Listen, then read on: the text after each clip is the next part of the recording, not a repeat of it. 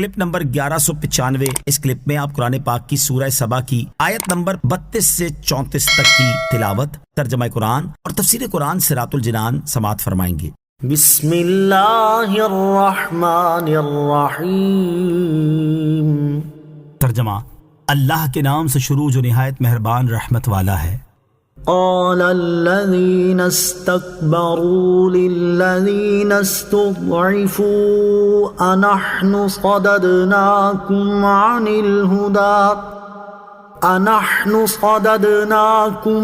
الهدى بعد إذ جاءكم بل كنتم مجرمين۔ ترجمہ: بڑے بننے والے دبے ہوئے لوگوں سے کہیں گے، کیا ہم نے تمہیں ہدایت سے روکا تھا جبکہ وہ تمہارے پاس آئی تھی، بلکہ تم خود ہی مجرم تھے۔ قال الذین استکبروا للذین استضعفوا، بڑے بننے والے دبے ہوئے لوگوں سے کہیں گے، یعنی سردار اپنے تابع لوگوں کو جواب دیتے ہوئے کہیں گے، جب تمہارے پاس ہدایت آئی تھی تو کیا اس وقت ہم نے تمہیں ہدایت سے روکا تھا؟ ایسا ہرگز نہیں ہوا، بلکہ تم نے خود اپنے اختیار سے گمراہی کو ترجیح دے کر کفر کیا تھا، نہ کہ ہمارے کہنے کی وجہ سے تم نے ایسا کیا۔ وقال الذين استضعفوا للذين استكبروا بل مكر الليل والنهار إذ تأمروننا أن نكفر بالله ونجعل له أندادا وَأَسَرُّوا النَّدَامَةَ لَمَّا رَأَوُا الْعَذَابَ وَجَعَلْنَا الْأَغْلَالَ فِي أَعْنَاقِ الَّذِينَ كَفَرُوا هَلْ يُجْزَوْنَ إِلَّا مَا كَانُوا يَعْمَلُونَ۔ ترجمہ: اور دبے ہوئے لوگ بڑا بننے والوں سے کہیں گے، بلکہ تمہارے رات اور دن کے فریب نے ہمیں ہدایت سے روکا جب تم ہمیں حکم دیتے تھے کہ ہم اللہ کا انکار کریں اور اس کے لیے برابر والے ٹھہرائیں، اور وہ جب عذاب دیکھیں گے تو دل ہی دل میں پچھتانے لگیں گے، اور ہم کافروں کے گلے میں توق ڈالیں گے، انہیں ان کے اعمال ہی کا بدلہ دیا جائے گا۔ وقال الذین استضعفوا للذین استکبروا، اور دبے ہوئے بڑے بننے والوں سے کہیں گے، یعنی جب سردار اپنے تابع لوگوں کی بات کا انکار کر دیں گے تو وہ لوگ اپنے سرداروں سے کہیں گے، ہم مجرم نہیں ہیں، بلکہ تم شب و روز ہمارے ساتھ فریب کرتے تھے اور ہمیں ہر وقت شرک پر ابھارتے تھے، جب تم ہمیں حکم دیتے تھے کہ ہم اللہ تعالیٰ کا انکار کریں اور اس کے لیے برابر والے ٹھہرائیں تو ہم اللہ تعالیٰ کا انکار کر دیتے اور اس کے لیے شریک ٹھہرانے لگتے تھے۔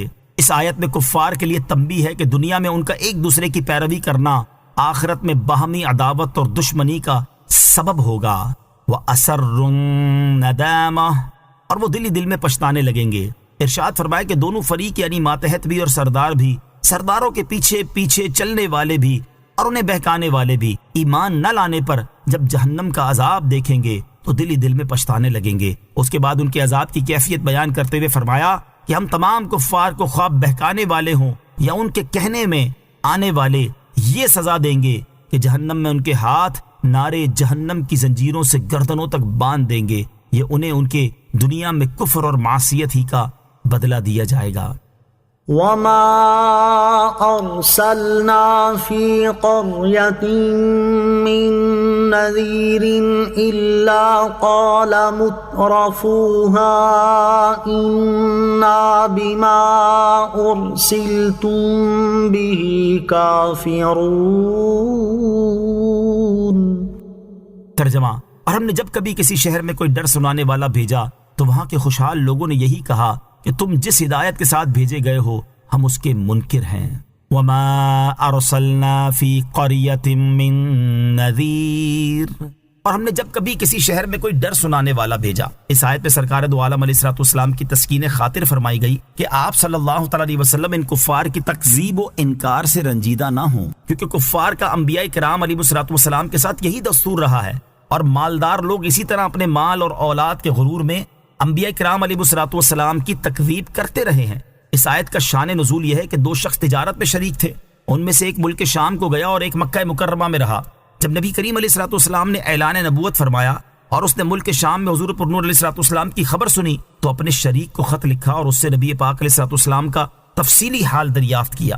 اس شریک نے جواب میں لکھا کہ محمد مصطفیٰ صلی اللہ تعالی علیہ وسلم نے اپنی نبوت کا اعلان تو کیا ہے، لیکن چھوٹے درجے کے حقیر و غریب لوگوں کے علاوہ اور کسی نے ان کی پیروی نہیں کی۔ جب یہ خط اس کے پاس پہنچا تو وہ اپنے تجارتی کام چھوڑ کر مکہ مکرمہ آیا اور آتے ہی اپنے شریک سے کہا کہ مجھے سید عالم محمد مصطفیٰ صلی اللہ تعالی علیہ وسلم کا پتہ بتاؤ۔ پتہ معلوم کر کے وہ شخص نبی پاک علیہ الصلوۃ والسلام کی خدمت میں حاضر ہوا اور عرض کی، آپ علیہ الصلوۃ والسلام دنیا کو کیا دعوت دیتے ہیں اور ہم سے کیا چاہتے ہیں؟ رسول کریم علیہ الصلوۃ والسلام نے ارشاد فرمایا، بت پرستی چھوڑ کر ایک اللہ تعالیٰ کی عبادت کرنا، اور آپ علیہ الصلوۃ والسلام نے اسے اسلام کے احکام بتائے۔ یہ باتیں اس کے دل میں اثر کر گئیں اور وہ شخص پچھلی کتابوں کا عالم بھی تھا۔ کہنے لگا، میں گواہی دیتا ہوں کہ آپ علیہ الصلوۃ والسلام بے شک اللہ تعالیٰ کے رسول ہے۔ نبی پاک علیہ الصلوۃ والسلام نے اس سے فرمایا، تم نے یہ کیسے جانا؟ اس نے کہا کہ جب کبھی کوئی نبی بھیجا گیا تو پہلے چھوٹے درجے کے غریب لوگ ہی اس کے تابع ہوئے، یہ سنت الہیہ ہمیشہ ہی جاری رہی ہے۔ اس پر یہ آیت کریمہ نازل ہوئی۔ مالداروں اور غریب لوگوں کا حال، اس آیت سے معلوم ہوا کہ اکثر مالدار ہی انبیاء کرام علیہ الصلوۃ والسلام کی مخالفت کرتے ہیں اور غریب لوگ ان کی پیروی کرتے ہیں۔ یہ قانون قیامت تک رہے گا کہ اکثر سردار اور مالدار گناہوں میں پیش پیش، جبکہ غریب لوگ نیکیوں میں آگے آگے ہوں گے۔ آج بھی ہمارے معاشرے میں اس کی مثالیں دیکھی